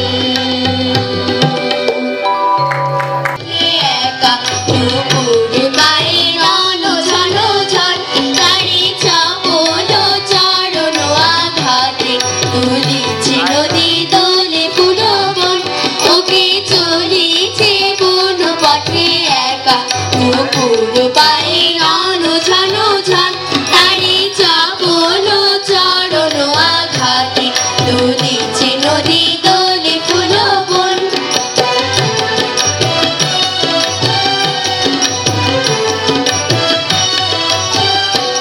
ছয় ঝড় ঝড় গিরি নির্ঝর তারি ছন্দ চুরি করে এলো সুন্দর বাজে বনের মর্মরে ছয় ঝড় ঝড় গিরি নির্ঝর তারি ছন্দ চুরি করে এলো সুন্দর বাজে বনের মর্মরে গায়ে পাখি মেরে আখি বলে মন দেবী এলো নাকি গায়ে পাখি মেরে আখি বলে মন দেবী এলো নাকি মধুর রঙে অঙ্গে ভঙ্গে জাগে শিহরণ ওকে চলিছে বন পথে একা দুপুর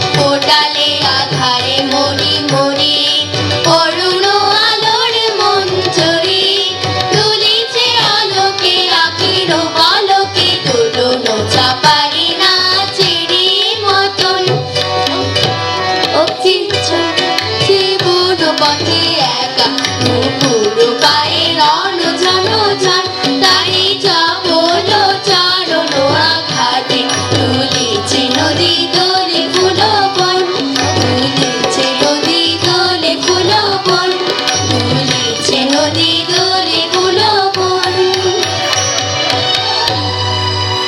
সেকে চলে ঢুলঢুলু আখি মোদির রাখি হেলিয়া পাপিয়া উঠিছে পিউ পিউ ডাকি মোদির আবেশেকে চলে ঢুলঢুলু আখি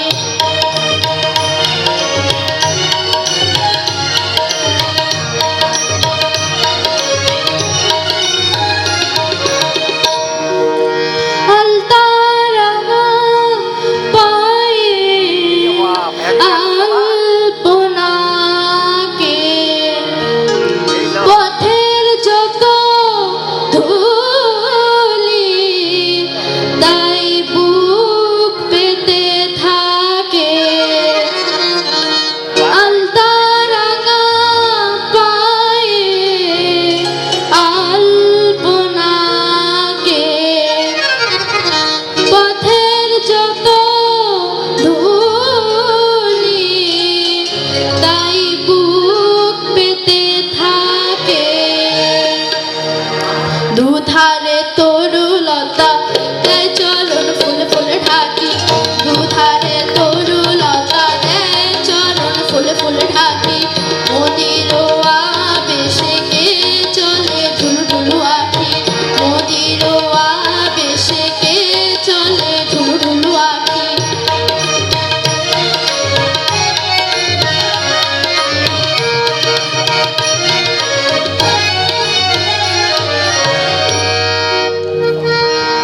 তারি চোখের চাওয়ায় গো দোলা লাগে হাওয়ায় তারি চোখের চাওয়ায় গো দোলা লাগে হাওয়ায়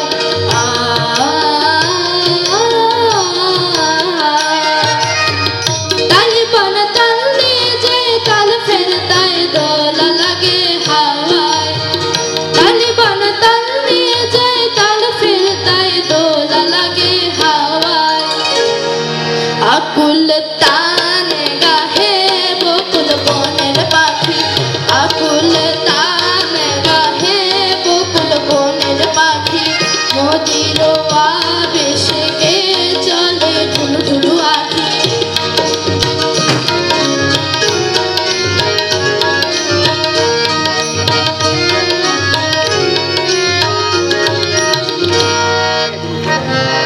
তারি মুখ মদের ছিটে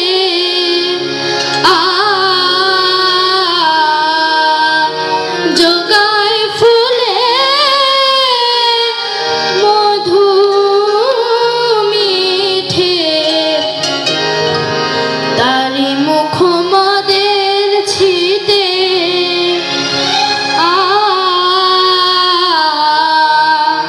যোগায় ফুলে মধু মিঠে চাঁদের জৌলুসে তাহারি রসন মাখি চাঁদের জৌলুসে তাহারি রসন মাখি মোদির আবেশেকে চলে ঢুলঢুলু আখি মোদির রাখি হেরিয়া পাপিয়া উঠিছে পিউ পিউ ডাকি হেরিয়া পাপিয়া উঠিছে পিউ পিউ ডাকি মোদির আবেশেকে চলে ঢুলঢুলু আখি মোদির আবেশেকে চলে ঢুলঢুলু আখি মোদির আবেশেকে চলে ঢুলঢুলু আখি রে পরদেশি যাও রে ফিরে বলিও আমার পরদেশি রে পরদেশি যাও রে ফিরে বলিও আমার পরদেশি রে পরদেশি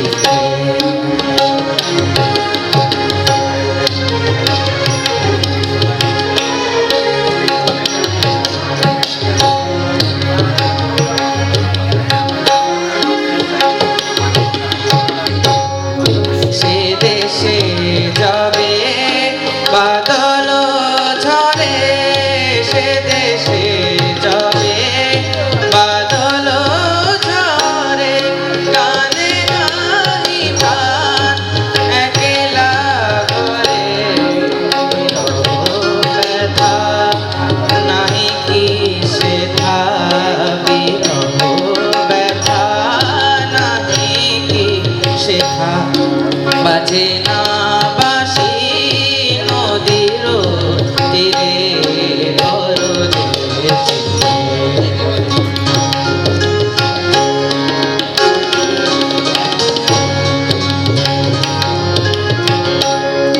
বাদল ডাকে ডাকিলে পিয়া ডাকিলে পিয়া পিয়া পাপিয়া ডাকিলে পিয়া পিয়া পাপিয়া বেদনায় ভরে ওঠে না গিরে কাহারো হিয়া ওঠে যাবে ফুল ওঠে যাবে চাঁদ ওঠে যাবে ফুল ওঠে যাবে চাঁদ জাগে না সে থাকি প্রাণে কোন সাথ দেয় না কেহ গুরু গঞ্জনা দেয় না কেহ গুরু গঞ্জনা সে দেশে বুঝি কুলবতী রে পরদেশি যাও রে ফিরে পরদেশি যাও রে ফিরে বলিও আমার পরদেশি রে পরদেশি যাও রে ফিরে পরদেশি যাও রে ফিরে পরদেশি ধন্যবাদ। তুমি কি আসিবে না তুমি কি আসিবে না বলেছিলে তুমি আসিবে আবার বলেছিলে তুমি আসিবে আবার ফুটিবে যবে না তুমি কি আসিবে না তুমি কি আসিবে না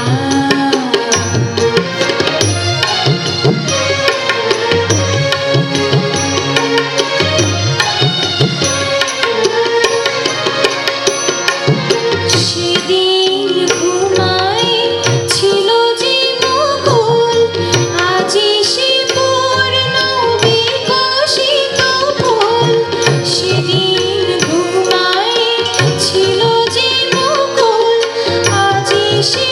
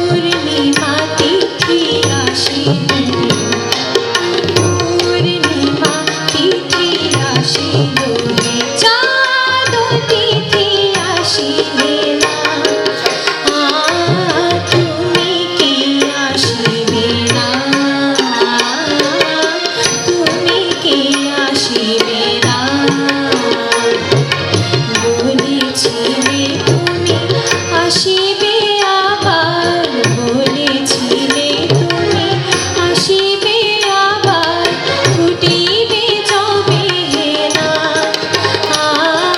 তুমি কি আসিবে না তুমি কি আসিবে না তুমি কি আসিবে না তুমি কি আসিবে না पार बांधन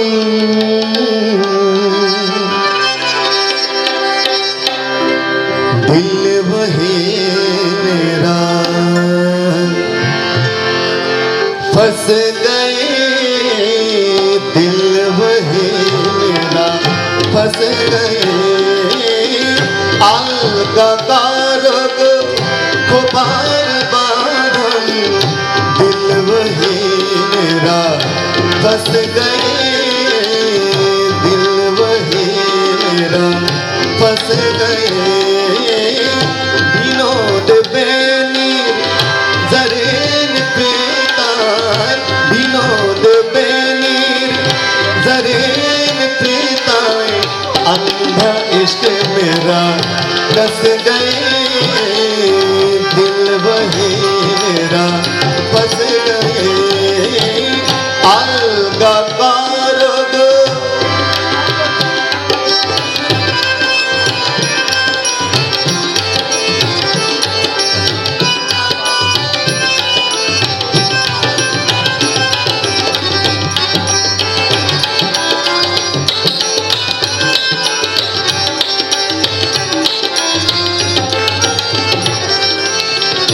তোমার দেশের গন্ধে কখন লুকায়ে আসিল লোভী আমার মন তোমার দেশের গন্ধে কখন লুকায়ে আসিল লোভী আমার মন বেহুশ होकर गिर पर हाथ में बेहोश होकर गिर पर हाथ में बात बंद में बस गए दिल वही मेरा फंस गए अलगा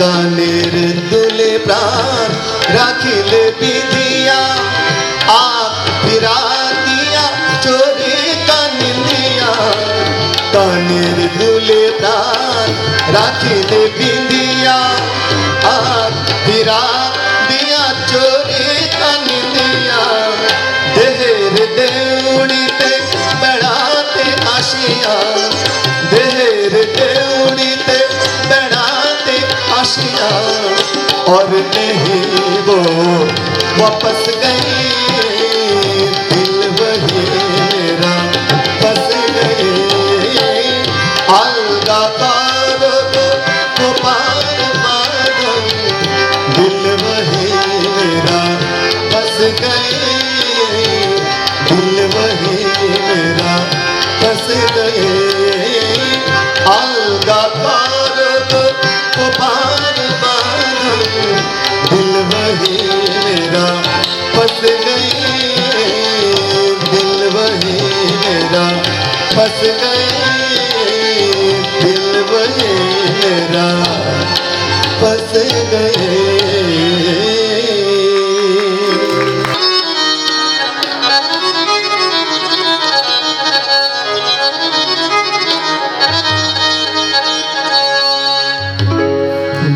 গোপী খেলে হরি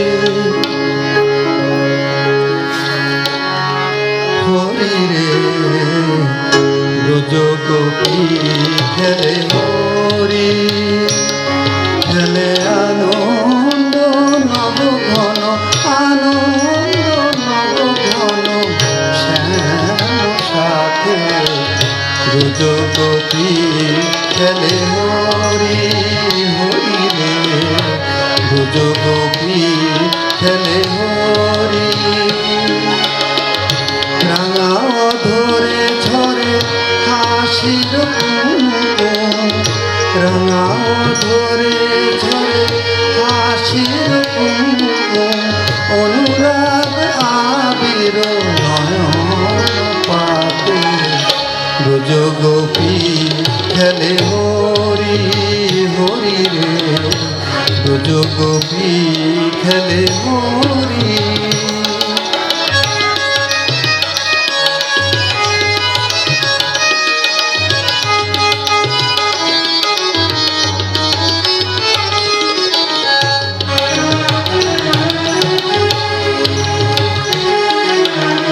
পিরিতি ফাগ মাখা গরির সঙ্গে হরি খেলে হরি উন্মাদ রঙ্গে পিরিতি ফাগ মাখা গরির সঙ্গে হরি খেলে হরি উন্মাদ রঙ্গে বসন্তে কোন কিশোর দুরন্ত বসন্তে কোন কিশোর দুরন্ত রাধারে জেলিতে লোকিচকারি হাতে ব্রজগোপী খেলে হরি হরি রে ব্রজগোপী খেলে হরি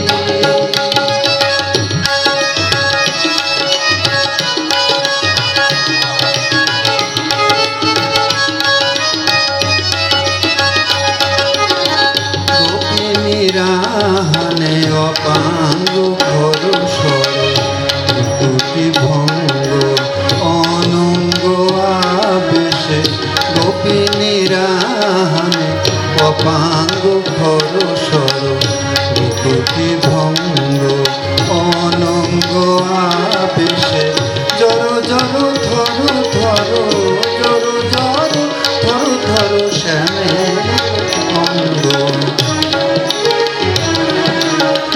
শ্যামল তনুতে হরিত কুঞ্জে অশোক ফুটেছে যেন কুঞ্জে কুঞ্জে শ্যামল তনুতে হরিত কুঞ্জে অশোক ফুটেছে যেন কুঞ্জে কুঞ্জে রং পিয়াসী মন ভ্রমর কুঞ্জে রং পিয়াসী মন ভ্রমর কুঞ্জে ঢালো আরো ঢালো রং ঢালো আরো ঢালো রং প্রেম যমুনাতে ব্রজগোপী খেলে হরি হরি রে ব্রজগোপী খেলে হরি খেলে আনন্দ নব ঘন আনন্দ নব ঘন শ্যাম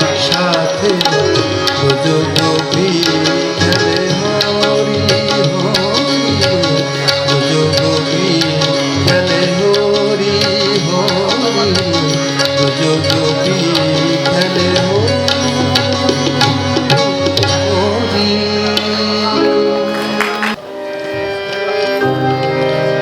আ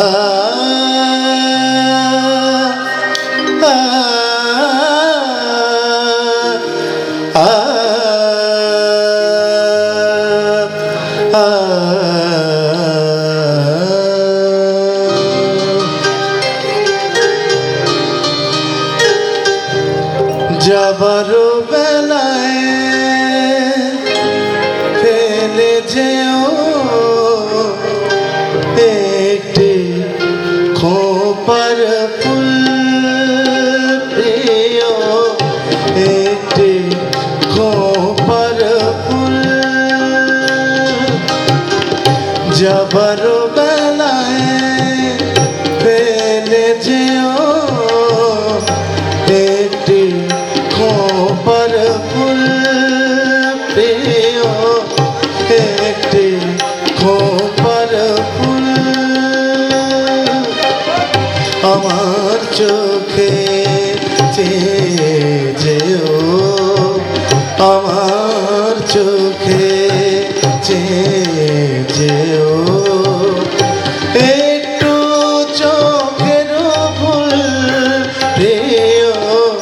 যাবার বেলায় ফেলে যেও একটি খোপার ফুল।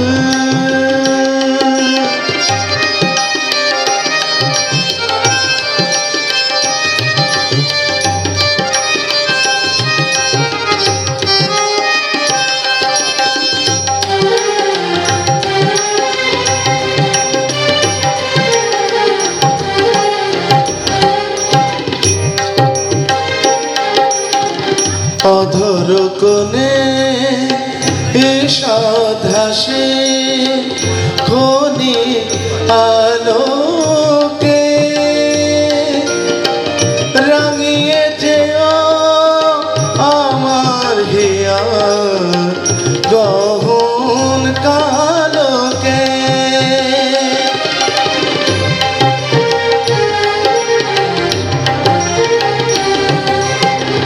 অধর কোণে ঈষৎ হাসি খনি আলোকে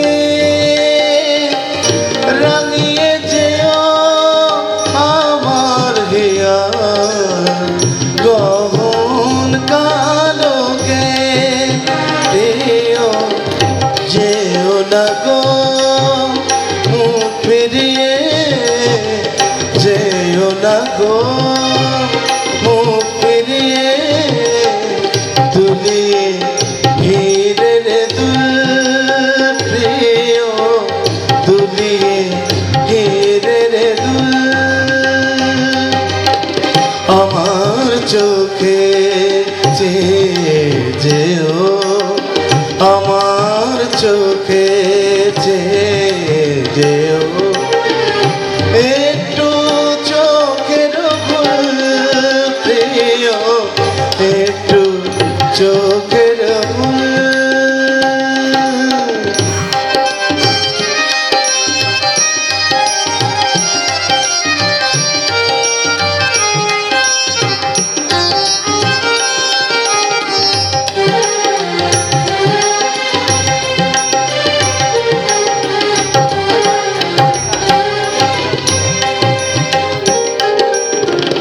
একটি কথা কয়ে যেও, একটি নমস্কার, সেই কথাটি গানের সুরে গাইব বারে বার।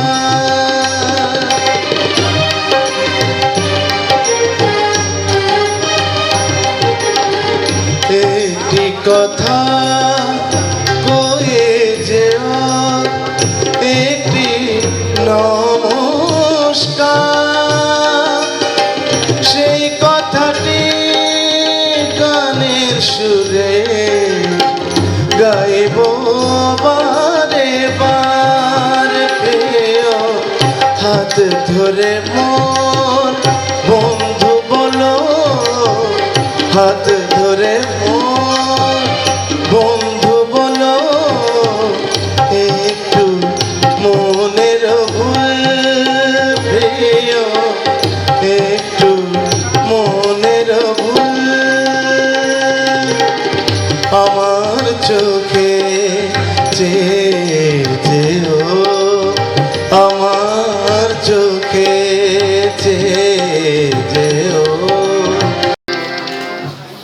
এখন সত্যি কথা বলতে কি গান গাওয়ার মতো সেরকম এনার্জিও নেই, কোনো কিছু নেই, মানে জাস্ট একটু আপনাদের শেষ করার আগে বিদায় নিয়ে নিচ্ছি যে আপনাদের আগামীকালের অনুষ্ঠানের জন্য দাওয়াত করছি, কোনো কিছু নেই। একটু মনে করেন হালকা একটা গান গাই, মনে পড়লো এত হালকা গাইতে হবে যে ভারী গান তো প্রশ্নই উঠে না।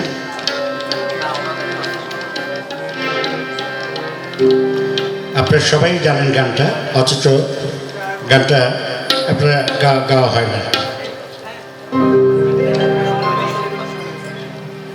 যত ফুল তত ফুল কণ্টক জাগে,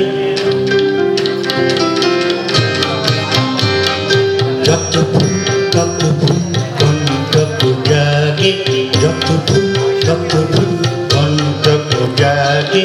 মাটির পৃথিবীটা এত ভালো লাগে, যত ফুল তত ফুল কণ্টক জাগে, যত ফুল তত ফুল কণ্টক জাগে, মাটির পৃথিবী তাই এত ভালো লাগে।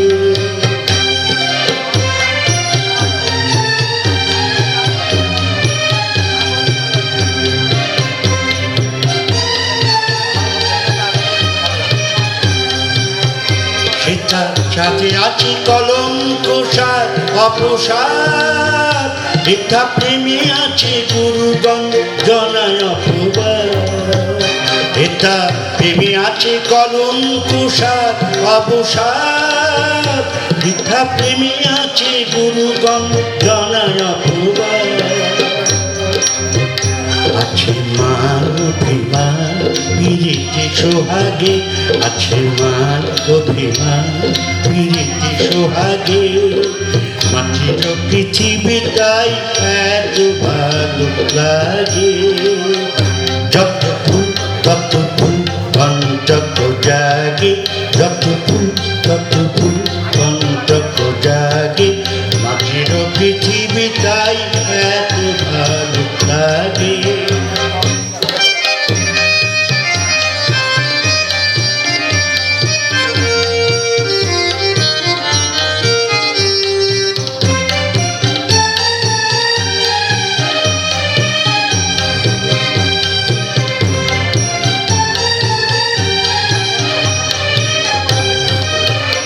এটা হারাই হারাই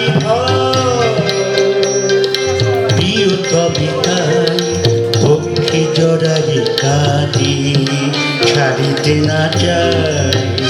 এটা হারাই হারাই প্রিয় কবিতায় পক্ষে জড়াই কাঁদি ছাড়িতে না পায়। স্বর্গের প্রেমে নাই বিরহ অনুল, সুন্দর আখি আছে নাই আখি জল। স্বর্গের প্রেমে নাই বিরহ অনুল, সুন্দর আখি আছে নাই আখি জল। রাধারো সুনাই কুম কুম ভাগি, রাধারো সুনাই কুম কুম ভাগি, মাটির পৃথিবীটাই এত ভালো লাগে। যত ফুল তত ফুল কণ্টক জাগে, যত ফুল তত ফুল কণ্টক জাগে, মাটির পৃথিবীটাই এত ভালো লাগে।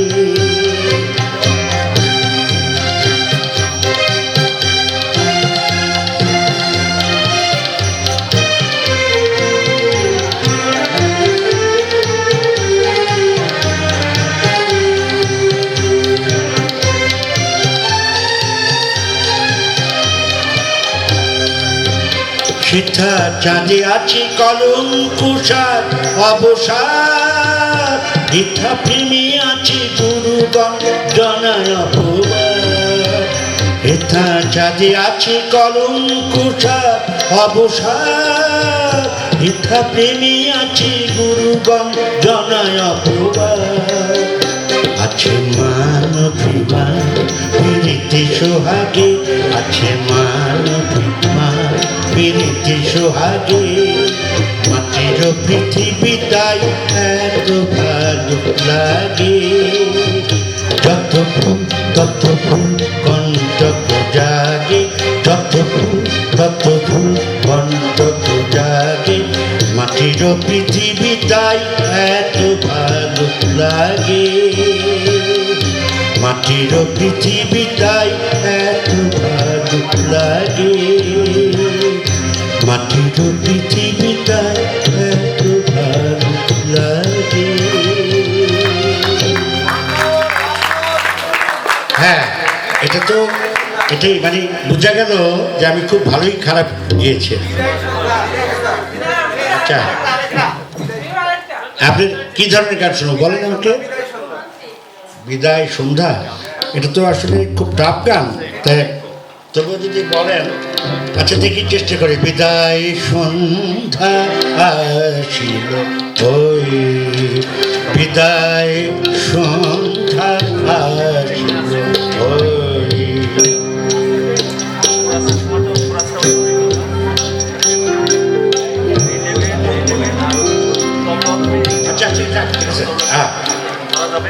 বিদায় সন্ধ্যা আসিল ওই বিদায় সন্ধ্যা আসিল ওই খানায় ধরে অন্ধকার খানায় নরমে অন্ধকার বিদায় সন্ধ্যা আসিল ওই প্রিয় আমার যাত্রা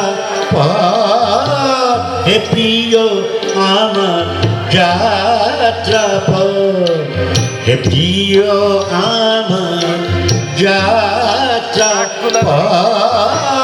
হে প্রিয় আমার যাত্রা এইভাবেই থাকবে।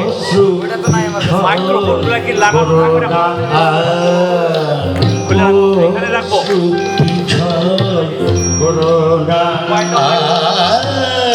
বিদায় সন্ধ্যা আসিল ওই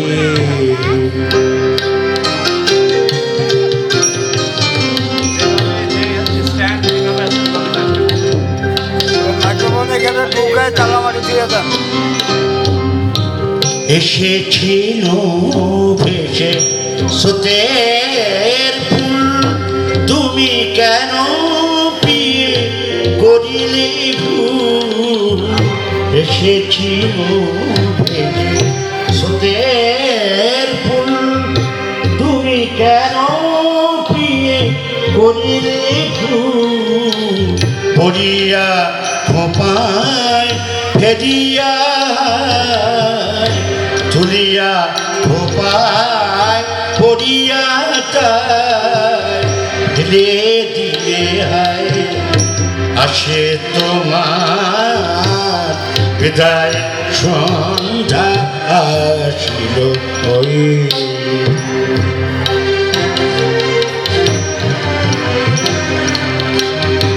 থাকে কারো বোঝে যেমন যারে চাই হেলা আনে সেজন থাকে কারো বোঝে যেমন যারে চাই হেলা আনে সেজন যারে চাই সে না হয় আপন যারে নাই জিতি ভালোবাসা তুমি বুঝিবে না কি অভিমান মিলনের মালা করিলে প্রাণ তুমি বুঝিবে না কি অভিমান মিলনের মালা করিল উড়ে যাই তোর বিমান উড়ে যাই তোর বিমান সেথা গাবো আসে তোমার সেথা গাবো আসে তোমার বিদায় সন্ধ্যা আসিল ওই ঘনায় রজনে অন্ধকার প্রিয় আমার যাত্রা পথে প্রিয় আমার যাত্রা পথ ও সুপিছল করুণায় ও সুপিছল করুণা বিদায় সন্ধ্যা আসিল ওই বিদায় সন্ধ্যা আসিল ওই বিদায় সন্ধ্যা আসিল ওই